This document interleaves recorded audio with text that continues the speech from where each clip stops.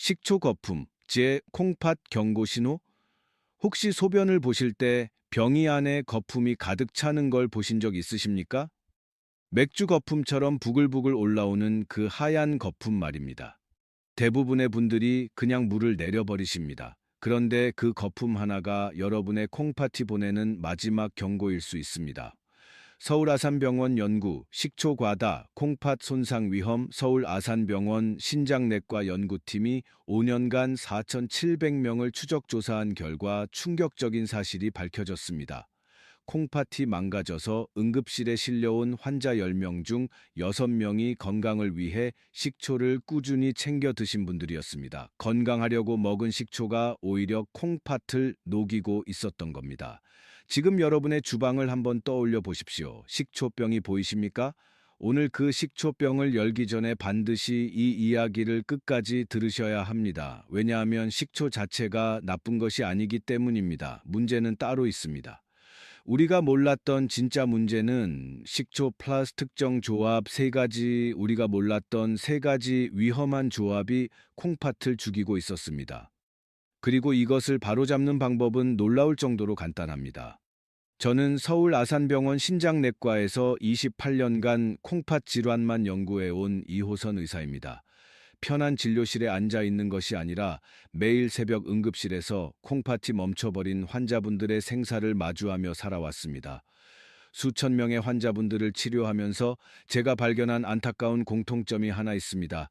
콩팥이 심하게 망가진 분들 중 상당수가 본인은 건강 관리를 열심히 했다고 굳게 믿고 계셨다는 점입니다. 몸에 좋다는 것만 골라 드셨는데 그중 하나가 바로 잘못된 방식으로 섭취한 식초였습니다. 오늘 제가 여러분께 알려드릴 내용은 크게 5가지입니다.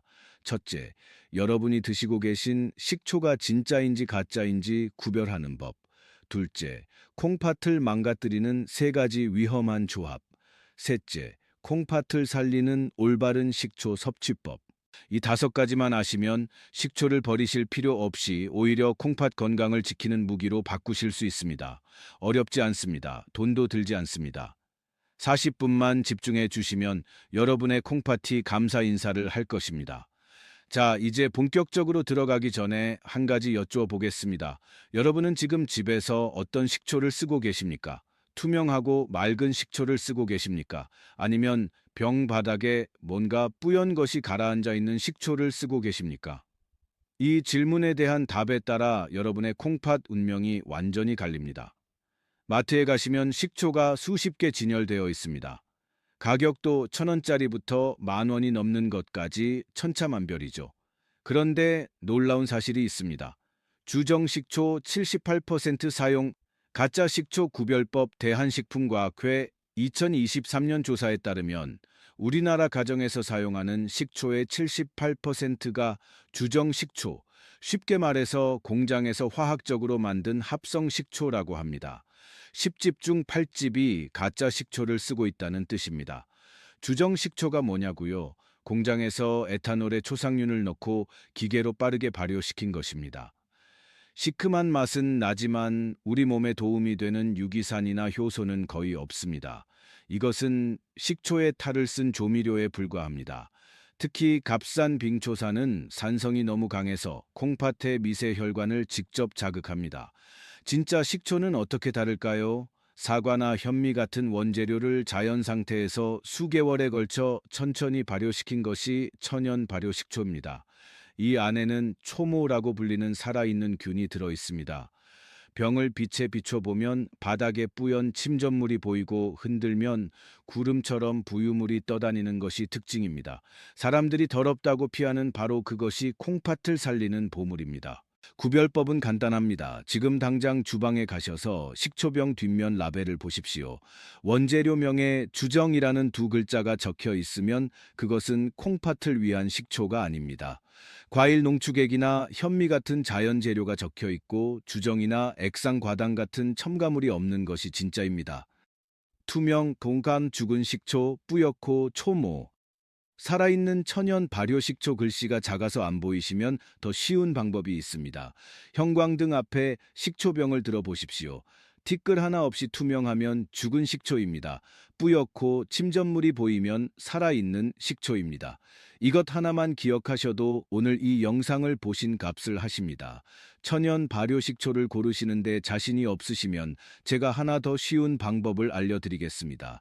마트 직원에게 초모가 살아있는 식초가 어디 있느냐고 물어보시면 됩니다. 초모인 데이더라는 두 글자만 기억하시면 됩니다. 초모가 뭐냐면 식초의 어머니라는 뜻입니다. 자연 발효 과정에서 생기는 균무리인데 이 안에 콩팥을 해독하는 효소와 유기산이 살아 숨쉬고 있습니다. 이 초모가 들어있는 천연 발효 식초는 단순히 신맛을 내는 조미료가 아니라 우리 몸의 산성 노폐물을 중화시키는 역할을 수행합니다. 혈관을 타고 돌면서 딱딱하게 굳은 콩팥 사구체를 부드럽게 풀어주고 혈액순환을 돕는 윤활유가 되어줍니다. 혹시 지금 주방에 계신 분이라면 한번 해보십시오. 식초병을 잡고 형광등이나 창문빛에 비춰보시면 바로 답이 나옵니다. 투명하면 죽은 식초, 뿌옇면 살아있는 식초, 3초면 됩니다. 여기서 잠깐 한 가지 더 말씀드리겠습니다. 천연 발효 식초가 일반 식초보다 가격이 비싼 건 사실입니다. 하지만 한번 생각해 보십시오. 천연 식초 한 병에 10,000원입니다. 투석 한 번에 15만 원이 넘습니다. 일주일에 3번 투석하면 한 달에 200만 원입니다. 10,000원짜리 식초를 제대로 고르는 것이 200만 원짜리 투석비를 아끼는 가장 확실한 방법입니다. 우리 세대는 평생 절약하며 살아왔습니다. 식초 고르는 것에서도 그 지혜를 발휘하시면 됩니다. 자, 이제 진짜 식초와 가짜 식초를 구별하실 수 있게 되셨습니다. 그런데 여기서 중요한 사실을 알려드려야 합니다. 아무리 좋은 천연 발효 식초라 하더라도 이것과 함께 먹는 순간 콩팥에게는 독이 됩니다. 콩팥 죽이는 1번 조합, 식초 플러스 짠 국물, 냉면 떡볶이. 지금부터 제가 말씀드릴 3가지 위험한 조합은 우리가 일상에서 너무나 자주 저지르는 실수입니다. 첫 번째 이야기를 들으시면 아마 많은 분들이 깜짝 놀라실 겁니다. 우리 모두가 사랑하는 그 음식이 등장하기 때문입니다. 여름이 되면 우리는 본능적으로 시원하고 새콤한 것을 찾게 됩니다. 냉면이죠. 살얼음이 동동 뜬 육수에 식초를 넉넉하게 두르고 겨자까지 풀어서 국물을 시원하게 들이켜면 더위가 싹 가시는 기분이 듭니다. 혹시 여러분도 냉면 드실 때 식초를 뿌리시는 편이십니까? 아니면 안 뿌리시는 편이십니까? 대부분 뿌리시죠. 저도 그랬습니다. 그런데 식초가 냉면 국물과 만나면 우리 혀에 아주 교활한 장난을 칩니다. 식초의 강한 신맛이 혀의 미각 세포를 일시적으로 마비시켜 버립니다. 그래서 짠맛을 느끼지 못하게 됩니다. 평소라면 너무 짜서 국물을 남겼을 텐데 식초를 넣는 순간 아무런 거부감 없이 국물까지 싹 비우게 됩니다. 국립암센터 영양역학팀 분석에 따르면 냉면 육수 한 그릇에 하루 나트륨 권장량의 2배가 넘는 3,000kmol 이상이 들어 있습니다. 제가 진료했던 분 중에 62살 택시기사 김동욱 선생님이 계셨습니다. 하루 종일 좁은 운전석에서 스트레스를 받으며 일하시다 보니 여름에는 점심마다 기사 식당에서 시원한 물냉면을 드시는 것이 유일한 낙이셨습니다. 방송에서 식초가 피로 회복에 좋다는 이야기를 들으신 후로는 냉면이 나오자마자 식초를 2~3바퀴씩 듬뿍 둘러서 국물까지 남김없이 드셨습니다. 가을이 시작될 무렵 김동욱 선생님에게 이상한 신호가 오기 시작했습니다. 아침에 얼굴이 붓더니 나중에는 운전할 때 신던 운동화가 들어가지 않을 정도로 발등이 퉁퉁 부어 올랐습니다. 소변을 보면 병이 물이 안 보일 정도로 하얀 거품이 가득 찼습니다. 급히 병원에 오셨을 때 혈압은 180까지 치솟아 있었고 콩팥 기능은 절반 이하로 떨어져 있었습니다. 원인이 무엇이었을까요? 식초에 속아 넘어간 나트륨 폭탄이었습니다. 우리 몸에 소금이 한꺼번에 들어오면 콩팥은 그 소금을 씻어내기 위해 혹사당합니다. 여기에 빙초산의 강한 산성 자극까지 더해지니 콩팥 미세한 혈관들이 높은 혈압과 산성 공격을 견디지 못하고 터져버린 것입니다. 이것을 쉽게 이해하시려면 주방에 있는 커피 필터를 떠올려 보십시오. 콩팥 안에는 사구체라는 아주 정교한 혈액 역과 장치가 있습니다. 원리가 커피 필터와 똑같습니다. 피를 부으면 찌꺼기는 걸러서 소변으로 내보내고 깨끗한 피는 다시 몸으로 돌려보내는 것이죠. 셔터스톡, 그런데 여러분의 콩팥 필터는 태어날 때부터 60년, 70년 동안 한 번도 교체하지 않고 쓴 것입니다. 이미 얇아질 대로 얇아져 있는 상태에서 소금물과 강한 산성이 동시에 밀려 들어오면 종이 필터가 찢어지듯 콩팥 사구체가 망가집니다. 한 번 찢어진 필터는 현대의학으로도 다시 복구할 수 없습니다. 김동욱 선생님은 다행히 식단을 철저히 조절하고 국물을 끊는 노력 끝에 투석 위기를 넘기셨습니다. 하지만 한 번 손상된 콩팥은 완전히 새 것으로 돌아오지 않았습니다. 맛있는 한 끼가 평생의 후회가 될 수 있다는 것을 김동욱 선생님은 너무 비싼 대가를 치르고 배우셨습니다. 여기서 잠깐 정리하겠습니다. 첫 번째 위험한 조합은 식초와 짠 국물의 만남입니다. 식초가 짠맛을 가려서 나트륨을 과다 섭취하게 만들고 이것이 콩팥을 망가뜨립니다. 냉면뿐 아니라 떡볶이, 순대국, 어떤 국물 요리든 마찬가지입니다. 식초를 넣었다면 국물은 남기십시오. 이것 하나만 기억하셔도 콩팥은 한결 편해집니다. 그런데 냉면도 안 드시고 국물도 안 마시는 분이라도 안심하시면 안 됩니다. 두 번째 위험한 조합은 우리 세대 대부분이 해당되는 이야기이기 때문입니다. 나이가 들면 여기저기 관절이 쑤시고 아파서 진통제 없이는 하루도 버티기 힘든 분들이 정말 많으십니다. 질병관리청 2023년 통계를 보면 60세 이상 어르신 10명 중 4명이 매일 소염 진통제를 복용하고 계십니다. 무릎이 아프고 허리가 아프고 어깨가 아프니까 약 없이는 버틸 수가 없는 거죠. 여기에 약의 부작용이 걱정되니까 해독에 좋다는 식초를 따로 챙겨 드시는 분들이 정말 많습니다. 듣기에는 그럴듯하죠. 약의 독을 식초가 빼준다니까요. 하지만 현실은 정반대입니다. 무릎 시큰거리고 허리가 끊어질 듯 아프면 병원에서 처방받은 소염 진통제를 드시게 됩니다. 그러면서 한편으로는 약을 오래 먹으면 몸에 독이 쌓이지 않을까 걱정이 되시죠? 그래서 많은 분들이 그 독을 빼겠다며 식초를 챙겨 드십니다. 약은 약대로, 식초물은 식초물대로 드시는 겁니다. 식초가 해독에 좋고 염증을 줄여준다는 이야기를 들으셨기 때문입니다. 여러분께 여쭤보겠습니다. 지금 관절이나 허리가 아파서 진통제를 드시고 계십니까? 그러면서 식초물도 함께 챙겨 드시고 계십니까? 만약 그렇다면 지금 당장 귀를 쫑긋 세우셔야 합니다. 진통제와 식초가 뱃속에서 만나면 콩팥에게는 숨통을 조이는 이중 공격이 됩니다. 이것은 치료가 아니라 콩팥을 2번 죽이는 행위입니다. 2번 조합, 소염 진통제 플러스 식초, 급성 신부전 위험 58살 박 여사님 이야기를 들려드리겠습니다. 박 여사님은 부지런하고 깔끔한 가정주부셨습니다. 몇 년 전부터 무릎 관절염이 심해져서 정형외과에서 처방받은 소염 진통제를 꾸준히 드시고 계셨죠. 어느 날 방송에서 식초가 관절 염증을 줄이고 부기를 빼는데 효과적이라는 내용을 보셨습니다.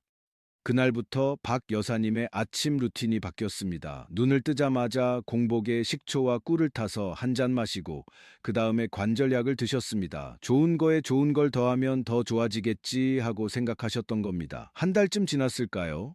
박 여사님은 극심한 허리 통증과 함께 멈추지 않는 헛구역질로 응급실에 실려 오셨습니다. 검사 결과는 급성 신부전이었습니다. 콩팥이 갑자기 기능을 멈추고 파업을 선언한 것입니다. 왜 이런 일이 벌어졌을까요? 비밀은 진통제와 식초가 콩팥에 가한 합동 공격에 있었습니다. 우리가 흔히 먹는 소염 진통제는 통증을 줄여주지만 부작용으로 콩팥으로 들어가는 혈관을 수축시킵니다. 콩팥 입장에서는 피가 잘 안 통해서 숨이 막히는 상황인 거죠. 여기에 강한 산성인 식초가 빈속에 들어오면 위벽에 염증이 생기고 우리 몸은 그 스트레스에 반응하여 혈관을 더욱 조이게 됩니다. 결국 콩팥은 연료인 혈액을 공급받지 못한 채 진통제의 독성과 식초의 산성 사이에서 질식해버린 것입니다. 이것을 비유로 말씀드리면 이렇습니다. 한겨울에 보일러가 꺼진 방에 있다고 생각해 보십시오. 춥죠? 그런데 거기에 찬물 세례까지 퍼붓는 겁니다. 콩팥이 딱 그 꼴을 당한 겁니다. 진통제가 혈액이라는 온기를 끊어놓은 상태에서 식초의 산성이 찬물처럼 들이닥친 것이죠. 박 여사님은 응급실에서 제 손을 잡고 이렇게 말씀하셨습니다. 이호선 선생님, 좋은 거에 좋은 거를 더했으니 2배로 건강해질 줄 알았습니다. 그게 제 콩팥을 망가뜨릴 줄은 꿈에도 몰랐습니다. 다행히 식초를 즉시 끊고 수액 치료를 받으시며 위기를 넘기셨지만 그때의 공포 때문에 지금도 식초 냄새만 맡으면 몸서리를 치신다고 합니다. 여기서 핵심을 정리해 드리겠습니다. 두 번째 위험한 조합은 진통제와 식초의 동시 섭취입니다. 관절약이든 두통약이든 소염 진통제를 드시고 계신 분이라면 식초는 절대 같은 날 드시지 마십시오. 최소 6시간 이상 강역을 두셔야 합니다. 약을 드시는 날에는 식초를 쉬게 해 주십시오. 콩팥에게 쉴 시간을 주는 것입니다. 자, 이제 세 번째 이야기입니다. 이번 이야기는 특히 마음이 아픕니다. 왜냐하면 자식의 효도가 부모의 건강을 해치는 비극이기 때문입니다. 우리 세대 부모님들은 자식 키우느라 평생 본인 건강은 뒤로 하고 사셨습니다. 그런 부모님이 연세가 드시니까 효심 깊은 자녀분들이 건강에 좋다는 것을 사들이기 시작합니다. 그 중에서 가장 위험할 수 있는 선물이 무엇인지 아십니까? 바로 성능 좋은 믹서기나 녹즙기입니다. 방송에서 해독 주스 열풍이 불고 채소와 과일을 갈아 마시면 피가 맑아진다는 믿음이 퍼지면서 여기에 흡수율을 높인다며 식초까지 넣어 마시는 것이 유행하고 있습니다. 3번 조합, 칼륨 많은 녹즙 플러 식초, 부정맥 심정지 위험 건강한 사람에게는 보약이 맞습니다. 하지만 콩팥 기능이 조금이라도 떨어진 어르신들에게는 심장을 멈추게 할 수 있는 사약이 된다는 사실을 아는 사람이 거의 없습니다. 70살 김동욱 선생님 이야기입니다. 김동욱 선생님은 평생 자식들을 위해 헌신하며 살아오신 전형적인 우리 시대의 아버지셨습니다. 칠순이 넘어가면서 기력이 떨어지시자 서울에 사는 효자 아들이 최신형 믹서기를 선물로 보내드렸습니다. 케일, 바나나를 갈아서 식초를 타서 드시면 혈관이 깨끗해진다며 신신당부를 했습니다. 김동욱 선생님은 아들의 마음이 고마워서 매일 아침 케일 한 줌 바나나 한 개를 갈고 식초 2숟갈을 넣어 꼬박꼬박 드셨습니다. 2달이 차에 되지 않아 끔찍한 일이 벌어졌습니다. 아침에 화장실에 가셨던 김동욱 선생님이 쿵 하는 소리와 함께 쓰러지셨습니다. 구급차로 실려온 김동욱 선생님의 심전도 모니터는 미친 듯이 불규칙한 곡선을 그리고 있었습니다. 심정지 직전의 부정맥이었습니다. 응급처치로 겨우 심장을 안정시킨 뒤 혈액 검사를 해보니 혈중 칼륨 수치가 정상 범위를 훨씬 넘어 터지기 일보 직전이었습니다. 왜 이런 일이 생겼을까요? 케일이나 바나나 같은 채소와 과일에는 칼륨이라는 미네랄이 매우 풍부하게 들어 있습니다.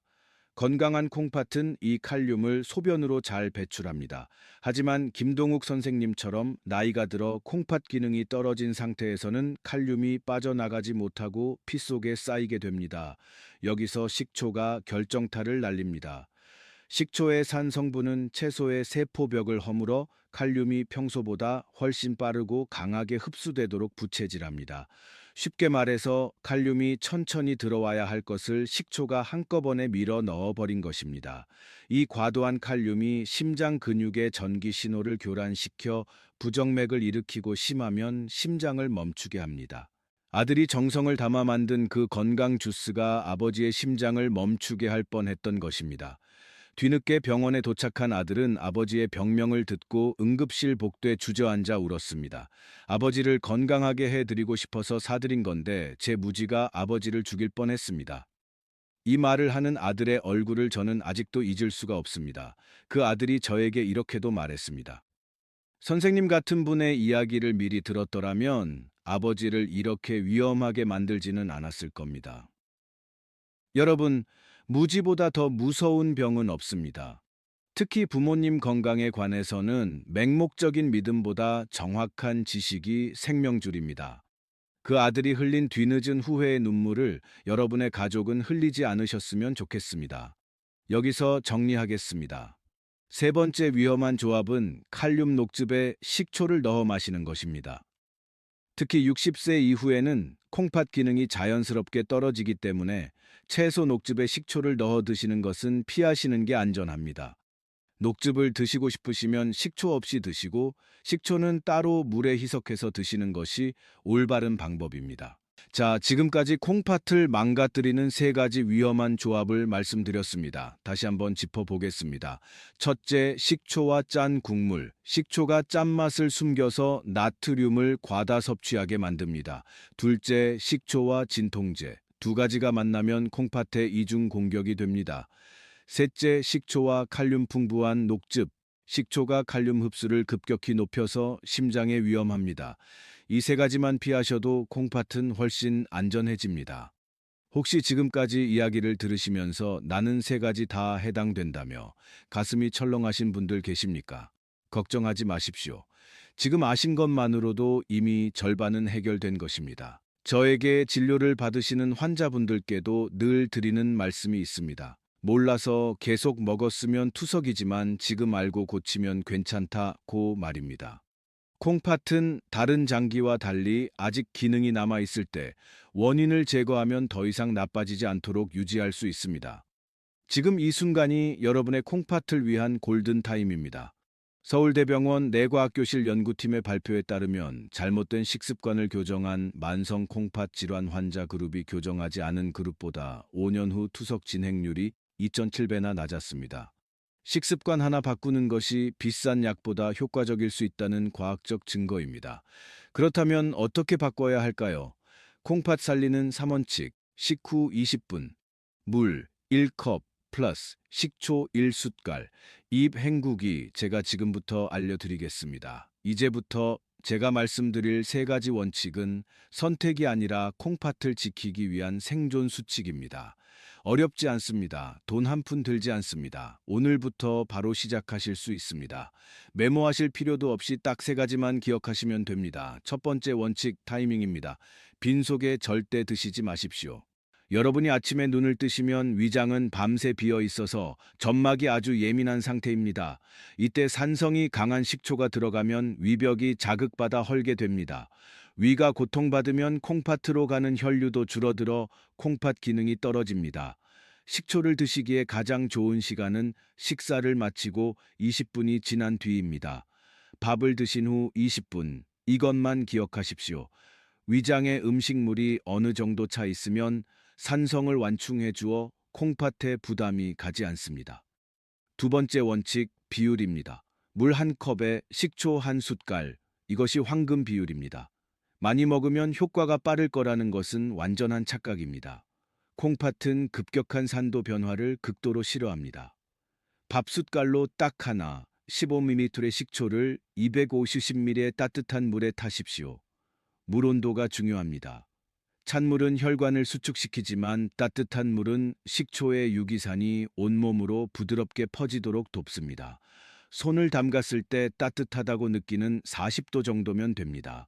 연하게 타서 천천히 음미하듯 드시면 됩니다. 위장이 유독 약하신 분이라면 천연꿀을 차숟갈로 하나 넣으셔도 좋습니다.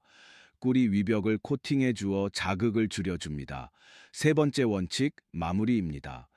식초물을 다 드신 뒤에는 반드시 맹물로 입을 헹구십시오. 식초의 산 성분은 콩팥에는 이로우나 치아를 보호하는 에나멜층을 녹일 수 있습니다. 건강을 챙기다가 치아를 잃으면 씹는 기능이 떨어져 소화가 안 되고 결국 콩팥 건강까지 나빠지는 악순환이 시작됩니다. 식초를 드신 직후에는 칫솔질을 하시면 안 됩니다. 산 성분으로 약해진 에나멜을 칫솔이 긁어내기 때문입니다. 대신 깨끗한 물로 입안을 두세 번 헹궈내시면 됩니다. 이 사소한 습관 하나가 치아와 콩팥을 동시에 지키는 방패가 됩니다. 자, 여기서 많은 분들이 궁금해하실 부분이 하나 있습니다. 하루에 몇 번 마시면 되느냐는 것입니다. 결론부터 말씀드리면 하루에 한 번이면 충분합니다. 많이 먹는다고 효과가 배가 되는 것이 아닙니다. 오히려 하루에 두 번, 세 번 드시면 콩팥에 부담이 가서 역효과가 날 수 있습니다. 점심이나 저녁 식사 후 20분에 따뜻한 물 한 컵에 식초 한 숟갈 하루 딱 한 번만 드시면 됩니다. 그리고 한 가지 더 중요한 것이 있습니다. 식초만으로 콩팥을 100% 지킬 수는 없습니다. 식초는 보조제일 뿐이지 만능약이 아닙니다. 콩팥이 가장 좋아하는 것은 사실 아주 단순합니다. 물입니다. 하루에 따뜻한 물 6잔에서 8잔을 천천히 나눠서 드시는 것이 콩팥을 위한 최고의 선물입니다. 물이 충분하면 콩팥이 노폐물을 씻어내는데 훨씬 수월해집니다. 비용이 얼마입니까? 0원입니다. 물 마시는 것이야말로 가장 효과적이고 가장 저렴한 콩팥 건강법입니다. 또 하나 짠 음식을 줄이시는 것이 식초를 잘 먹는 것보다 더 중요합니다. 우리 어른들은 찌개, 국, 젓갈 같은 짠 음식에 익숙해져 있습니다. 이것을 갑자기 싱겁게 드시기는 어려우실 겁니다. 그래서 한 가지 방법을 알려드리겠습니다.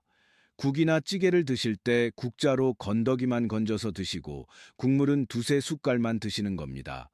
이것만 실천하셔도 나트륨 섭취가 절반으로 줄어듭니다. 콩팥이 바로 편안해질 것입니다. 다시 한번 세 가지 원칙을 정리하겠습니다.